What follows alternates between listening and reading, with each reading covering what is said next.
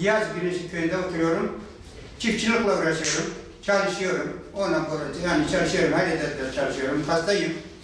16 çocuğum var. Biz de 3 kişiyiz ihtiyar olarak. Ben hala çalışıyorum. Benim bir kuyum var. 35 dönümüm var.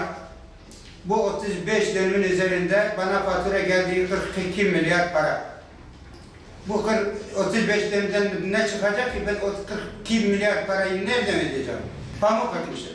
Ama pamuk ne yapacak pamuk zaten gübre borcu, plan borcu, şey borcu ancak kapatıyor bunu.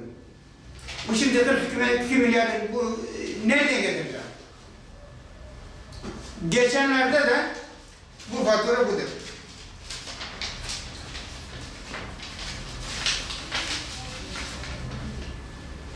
Geçenlerde de benim evim var.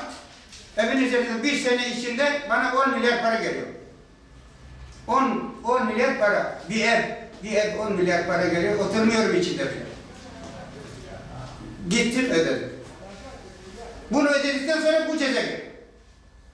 Fatura ceza bizi cezalandırmıyor mu? Ne olacak bu ne? Yetkililere sesleniyorum. Bu çözüm bulunsun. Çözüm bulmanızsa zaten çözüm olmaz yani. Ne tarlada çözüm olur, ne bir şeyde çözüm olur. Bizim mağduriyetimiz gidilsin yani. Şimdi bu tarlayı pamuk atmışım. Bu pamukta benim mazotum var, traktörüm var, arzam var, ilacım var, bunun tohumu var. Bundan çıkarırsam, bu geliri de çıkarırsam bana kalan bir 10 bin, 15 bin para kalıyor. Bu 15 binde evimi karşılıyor. Çocuklarımı, elbiselerimi karşılayacağım. Benim borcumu karşılayacağım. Yeni ne soracağım?